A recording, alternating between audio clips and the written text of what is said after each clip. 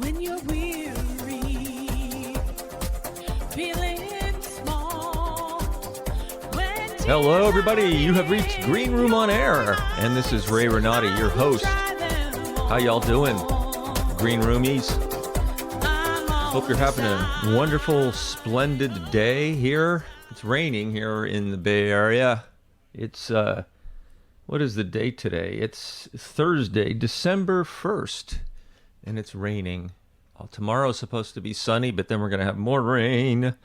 The rain in Spain falls mainly, and it's a pain. Thank you very much. I'll be here all week. Hey, you know what? We have a great show for you today.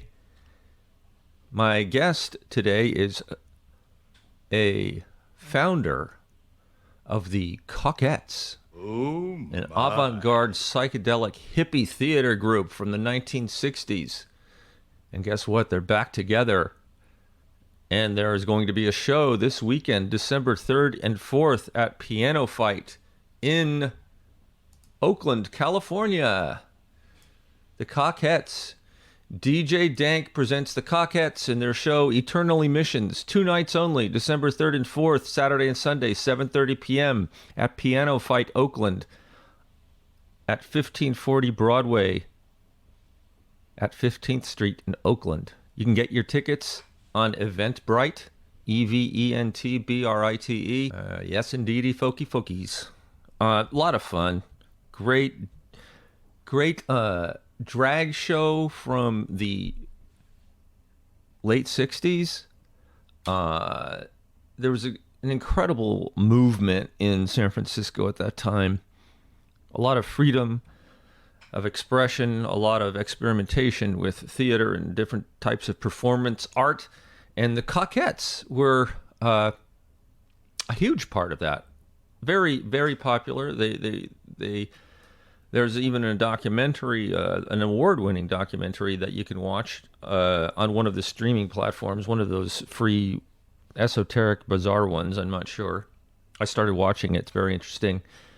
The Cockettes, and my guest today is Mr. Scrumbly Koldewyn, and he is one of the original founders of the Cockettes. They're not all around anymore. One of the super interesting things about the Cockettes is they were founded by a guy. His drag name was Hibiscus. His name was George Edgerly Harris, and he founded the Cockettes in 1969, I believe. He is the guy, and many of you have probably seen this picture if you're of a certain age, or even maybe of any age. It's a profound photograph that's sort of embedded in the psyche of America, where a young man is holding a handful of daisies. I believe they're daisies, and he walks up to the National Guard, I believe, during the Vietnam War, a protest, and sticks flowers in the ends of their guns. And it's an iconic photograph. I'll try to put a link to it in the notes. And so this performance is sort of an historical event as far as I'm concerned. The fact that this group has made a comeback, and I believe that they had a reunion in 2020, and they're still back, and they're doing what they did in the late 60s. It's sort of a San Francisco legend. It's part of San Francisco history, and Mr. Scrumbly Koldewyn has written much of the music for their shows in the past, and now he's doing it again, and I'm looking forward to seeing this myself. The Cockettes were an avant-garde psychedelic hippie theater group founded by Hibiscus in the fall of '69. They were formed out of a troupe of hippie artists and men and women who were living in the Cauliflower Commune in San Francisco in the Haight-Ashbury district. When I was a little kid, we used to beg my mother to take us over to Haight-Ashbury so that we could walk around with the hippies. My brothers and I loved doing that. I don't know why, and she would do it. I guess she liked it too. Back in that time, in the late 60s, you were either sort of a super clean cut straight arrow, or you were a hippie. There weren't a lot of people in the middle. And my parents had gone the straight arrow route, but we were all still kind of fascinated with hippie culture. So this brings that back to me. So the Cockettes were part of that. Now, of course, I didn't know who they were when I was a little boy. I think that was above my pay grade, as it were. But their brand of theater was influenced by the Living Theater, a company founded by John Vaccaro, his Playhouse of the Ridiculous, and also the films of Jack Smith and the LSD ethos of Ken Kesey and his Merry Pranksters. So this came out of all of that culture way back when, and I find this very, very interesting, historical, and fun, and I'm looking forward to it, and you should check it out too. The performance style was pioneered by an eclectic style of dress and costume that had never been seen before. They drew their inspiration from various sources, such as silent film, Hollywood of the 1930s and 40s, Broadway musicals, of course, and other art forms, surrealism, cubism, all kinds of things. Just an extremely eclectic, interesting, and fun type of entertainment. So, I think that's enough. We need to get right to our guest here.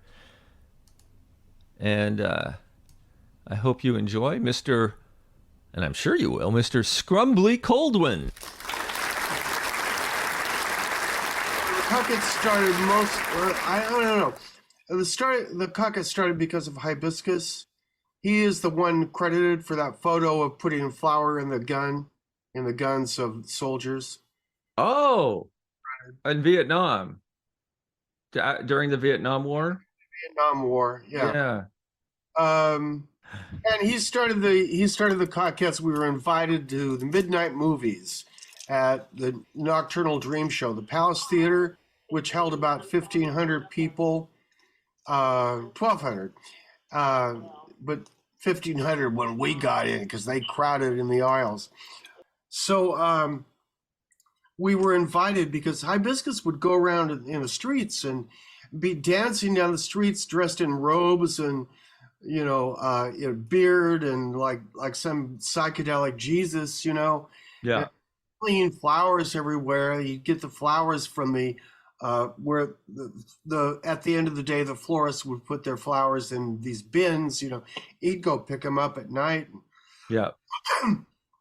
And be singing songs in the park, and he got a following. It was part of the remnants of the hippie, the flower children, and the whole hippie thing, and of the people that hadn't succumbed to the hard drugs and so forth. Yeah.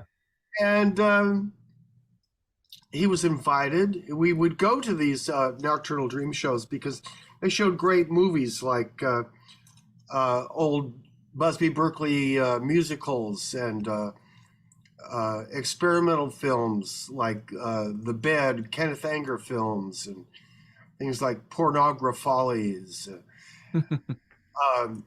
It was wonderful. They started at midnight and went on until about 3 a.m. So naturally, we got a lot of stone freaks going to that very often, and we were chief among them. And we would start to dress up.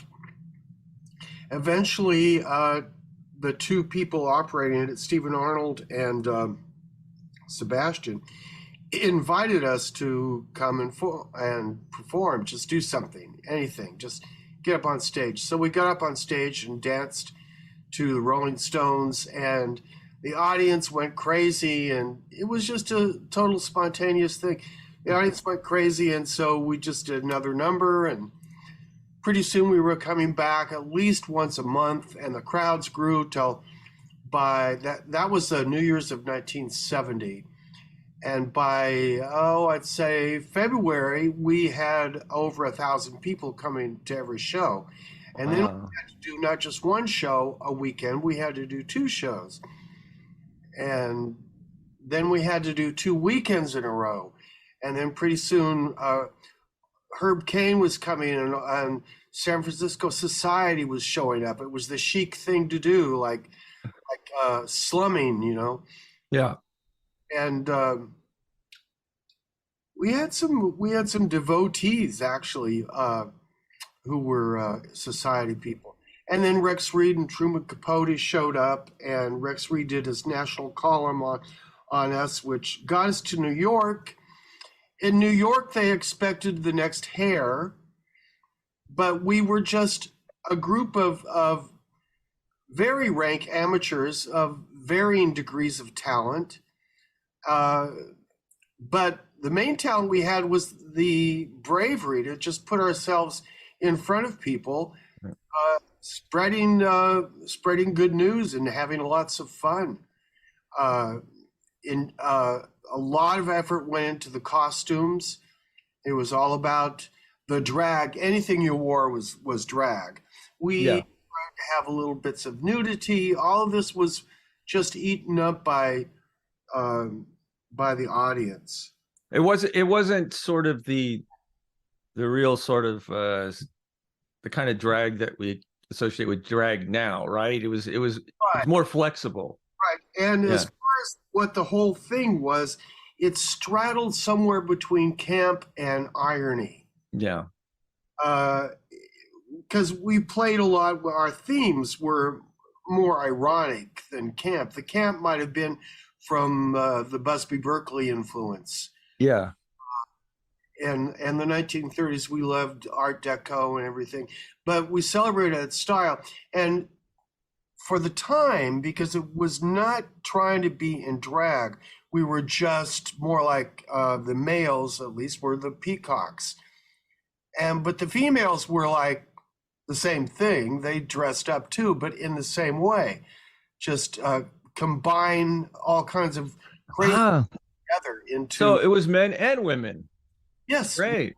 and women, a few straight people who also like to dress up. Yeah. Quite a few of those, actually. You know, I was in a musical once where I had to be in drag, and I had so much fun. Oh my God. For sure. Yeah, it was a blast. Yeah.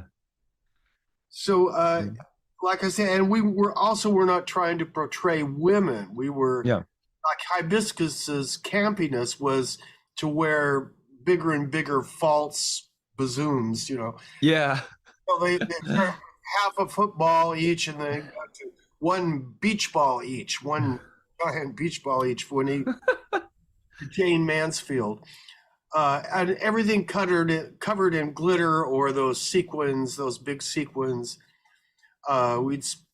People would spend painstakingly hours and hours to do their costumes. Is Hibiscus still around? He's still with us? He died. He's one of the earliest people to die of AIDS in 1979. Okay. And but he went on to do a lot of things. He was the Screaming Violets in New York was his thing, along with 2 of his sisters. And they had a giant billboard on Broadway at one point. They were fairly successful. They also kept the Angels of Light going, which was it kept going in San Francisco and New York. And in San Francisco, they did a lot of really good pieces. We were unrehearsed with the idea that professional theater was a little bit too stuffy, too self-congratulatory. This wasn't conscious, you know, like I got turned down to be in the cast of Hair in San Francisco because I couldn't project enough. We had a sound system at the Palace Theater. Yeah. You know, and I started doing all these tenor solos.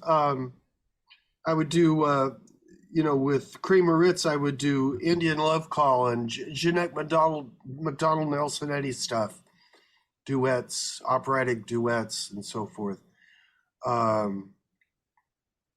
So with the show and your show coming up, well, anyway, back then So it was unrehearsed. So you would do show tunes, and Relatively unrehearsed, and it got more Yeah. rehearsed as it went on. Okay. Naturally, we wanted it to be as fulfilling as possible, and unrehearsed or semi-improv is only satisfying up to a point. Yeah. So it was partially rehearsed, but you left a lot of room for improvisation, interaction with the audience, and things like that. It took a while. Took a while to get a little bit more professional until by the end we were wanting to work. When we went to New York, the producers partied us so much, made it was all about the publicity and not a thing about the production. Yeah. It wouldn't have done any good because the audience was expecting the next Hair. Yeah. And what we had was something entirely different to offer. Yeah. In a sense, the sense of like you get together with an extended family and you have your favorite uncle get up there and do a song, and then and playing around, being silly. Yeah. And you whooped it up. You went crazy because they were all your friends and family, and it was that sort of a thing. We were the tribes, literally, Yes. like the Yes. tribes coming together. Do you think it's sort of a San Francisco kind of a thing?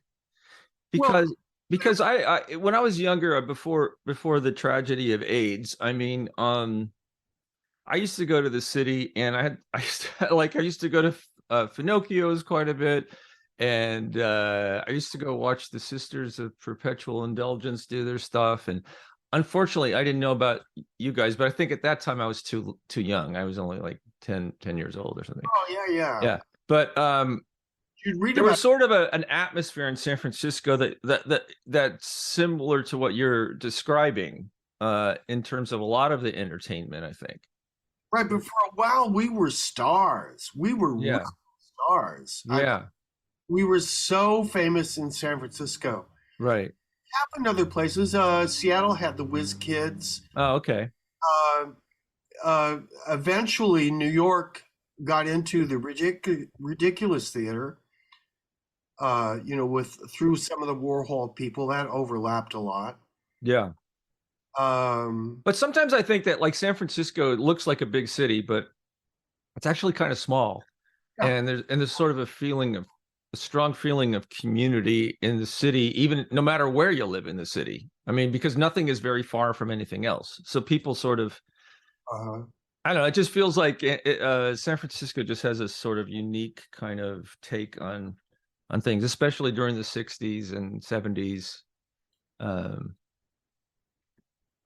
I don't know. Just something. I don't exactly know what I'm talking about here, but we did. I mean, you can read. Who's the guy? He wrote "Season of the Witch." Who is it? This wonderful book. Season of the Witch. I know the song, but I don't know the. David Talbot. Oh yeah, right. Yeah. Here's this book. Yes. We're all in it. The Cockettes. Does that Yeah. come backwards to you too? No, I see it perfectly here. Yeah. I've got it on mirror on my end. Oh yeah, right. So you have a show coming up in Oakland.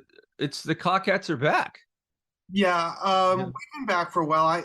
Since 2020, I saw you had your big reunion. We had our big reunion. The documentary started a whole thing. It started up a lot of interest in it, and then in the Cockettes, and then for about 7 or 8 years, we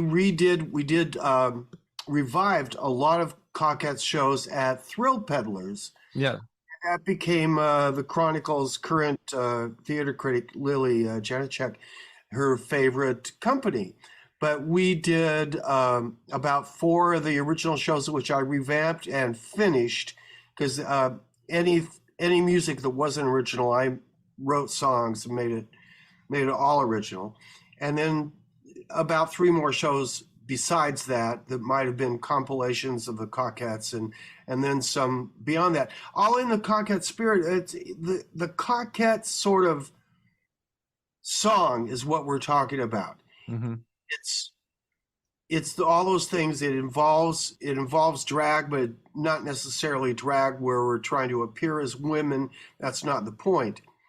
The Cockettes originally were called gender confusion because we celebrated in the way we dress both male and female at the same time. You Yeah. might have glitter on your privates, Right. Yeah. Sure. It sounds like a campier, more risque version of Beach Blanket Babylon. They actually started with us. In fact, I played piano for their first auditions. There you go. Come to our shows and busk outside the Palace Theater for the crowds in the Steve Silver and I forget her name. Yeah. With the Christmas tree, Yeah. the human Christmas tree. Val Diamond, but Val Diamond. there yet. It was Oh. Steve's collaborators. Oh yes, her name. I forgot her name. I know who you're talking about. I can't remember it off the top of my head. Yeah. Well, that's interesting. That was an interesting time back then. I mean, I think that most people, if anybody has any, I mean, a lot of people had a lot of exposure to this sort of thing through the Rocky Horror Picture Show, perhaps. Uh-huh. Yeah. It was a great time for camp and for, freedom of expression in terms of gender and just having fun, Shaking things up and Yeah. there- Without all that politicization around it. right. It Yeah. wasn't about politics. It was except that a human being is a political statement if you want. Right. Look, this is who I am. Yeah, exactly. But it was like now there's so much dissension around the whole thing. I'm not to say that there wasn't back then, but it was different. I think people didn't take everything so seriously like they're doing now. Which is, and it makes no sense what's happening now in a lot of ways. Back then it was more. I mean, even if you were like really conservative, like people in my family, they would just say, they're just the way they are. They're having, even though they would never go to the show, Right, like right. my grandparents. So, but now people are just so, Yeah. it's like we've gone backwards 100 years or something. Victorian era, I think. Yeah. It's that the reestablishment of Victorianism. Both the conservatives and the liberals have become very stringent and Yeah, and it's like small factions of both are controlling everything. Yeah. It's like it's Yeah. craziness. So I'm so happy that you're doing this. I'm Yeah, going to try to go with my wife, but she had a foot operation, so we'll have to see what I can do. But Oh dear. Well, Yeah. we'll make a special arrangement for her for okay, she can put it up. yeah. Okay, I'll tell her. Yeah. Now, so the Thrillpeddlers, Yeah. that must have been fun. Now, unfortunately, they had to leave, right? Someone sold their building. Yes. But they used to do all this kind of stuff, like with puppets and that old sort of French kind of theater. What was it called? Yeah, where they were just like be bloody and Yeah, lots of special effects. yeah. I also worked on especially for Shocktoberfests. Oh yes, I remember that. I worked on those. I did short shows. They started off at 5 minutes and ended up about half an hour long. Many musicals, Yeah. one called The Bloody Debutante comes to mind. Another one, Revenge of the Son of Cobra Woman. So much fun. Yeah. Yeah. I love campy stuff. I just, it's so freeing. Right. To the spirit, I mean, as a kid, I grew up listening to like Dr. Demento and Weird Al Yankovic, and I love the Rocky Horror Picture Show. And there's a new movie Weird Al just made called Weird, Yes. and it's on the Roku channel for free. If you get a chance, you should watch it. It's hilarious. Like he's like a leftover from that time, from in my mind. He gets it, Yeah. And then you're and locally you're here, which is wonderful. I hope. Do you think the Cockettes are going to keep performing for a while into the future? Yeah. Well, it's only the Cockettes in that I'm one of the founding members of the Cockettes. Yeah. The rest who are left are not really performing much anymore. Okay. Fayetta is still around. She lives in LA. Let me show you Okay. a book she just put out, Mm-hmm. Oh, neat. and it's full of just amazing. Oh, wow. Is that available on Amazon or any? Yeah. It's called the Cockettes, and it's on. If there's any left for print, Oh, I'm gonna see if I can find that. but Oh, what great pictures! Wow, yeah, beautiful. very well done book. Oh, wow, beautiful. Oh, I'm gonna definitely look for that. I hope I can find one. Yeah, it's just called The Cockettes by Fayette Hauser. Okay. Fayette's brother was Tim Hauser of the Manhattan Transfer. Oh, wow, great music. Great music, wonderful. Yeah. Oh, I love Manhattan Transfer. They almost recorded one of my songs that we're doing in the show called Midnight in Manhattan. Oh, I write in this, like these old musicals, I write in style from the 20s through the 50s, 60s, what have you. That's the style I like to use. And mm-hmm. I love the retro. But in New York, one of the critics was dissing the show, and she said, they just did the old songs. They even did Midnight in Manhattan. Which you wrote. I wrote, and I compliment. She doesn't know it, but it's a compliment. Have you had songs in other musical performances in other shows or that people would know? I've written songs for several productions at New Conservatory Theater. Yeah. Mm-hmm. Thrillpeddlers. Well, Yeah. Thrillpeddlers, of course. Yeah. I'm trying to think. Very small theaters. We had one called Theater Workers back in the 70s, a gallery theater that did some Shakespeare. I wrote songs for them. I've music directed at Berkeley Rep, but not written. Oh, okay. Let's see. A lot of small productions. Yeah. Great. Rhinoceros, I've done original music for them. Yeah.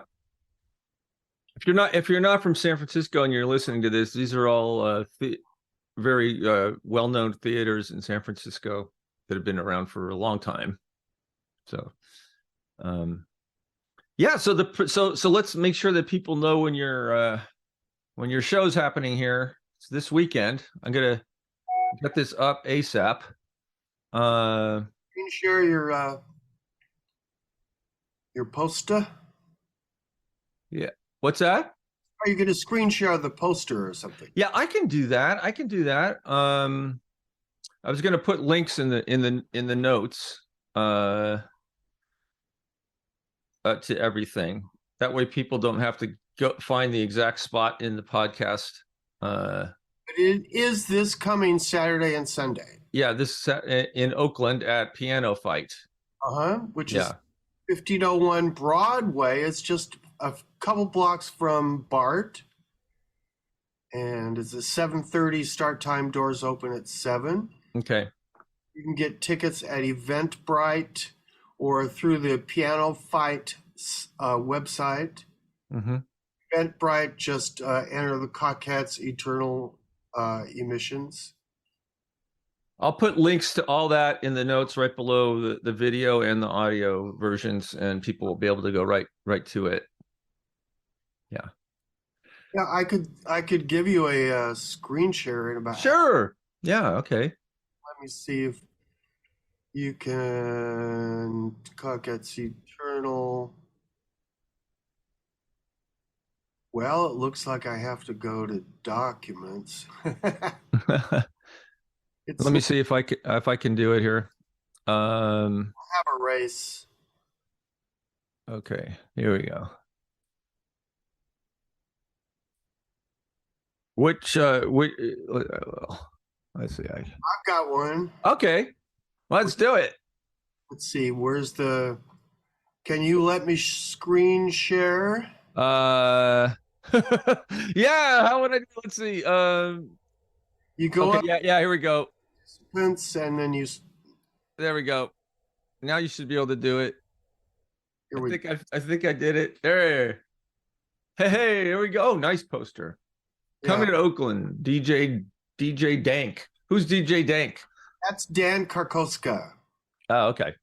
He also DJs at a couple clubs in the city and produces other people. He's got producing Connie Champagne the following weekend. Oh, Connie Champagne. I love her. Yeah, I used to play for her when she started out. First couple Yes. was I think I remember you. Connie Champagne and the Tiny Bubbles. Yeah. Oh, I remember. I've gone to a bunch of her shows. I remember. Okay. Yeah. And I've done her Judy Garland stuff and everything. Yes. Oh, love it. This has a little blurb down at the bottom that I inserted specifically for Stagebridge, which is a place where I work. And we've got one of my stars of all my singing classes, who does a really mean Bessie Smith. Oh. And Maxine Hall? Maxine Hall. And she's going to do a song that Sylvester did back in the Cockettes. Oh, great. Oh, I am definitely going. Yeah, and he was the first one to do the song she's going to do. Wonderful. And our friend, somebody else, we have a lovely bass player, stand-up bass player. That's our theater. Who's your stand-up bass player? Name's Dave Sign. S-A. Oh, okay. I don't know him. Wonderful. What a great poster. I love the graphic. It looks so, reminds me of the age of Aquarius. Yeah. Yeah. I miss those times. I know, and you can bring them back. I know, I want them back. Oh. Without the Vietnam stuff. Yeah, without the Vietnam stuff and just the other crazy stuff. Yeah. But I also had a group called The Distractions, and that in the early 80s, and that was because the first concert was titled Bourgeois Classist Music to distract you from all the crap that's going down. So this concept, Eternal Emissions, is not meant exactly as a distraction, but it really can distract you. It's people that come just say they have so much fun. Well, I'm really looking forward to it. 2 nights, December 3rd and 4th, Saturday and Sunday. That's this weekend, 7:30 p.m. at PianoFight in Oakland. Yeah, Not the PianoFight in San Francisco. Don't go there. PianoFight in Oakland. 1540 Broadway. I said the wrong address. 1540 Broadway at 15th Street. Oh, that's pretty easy to find.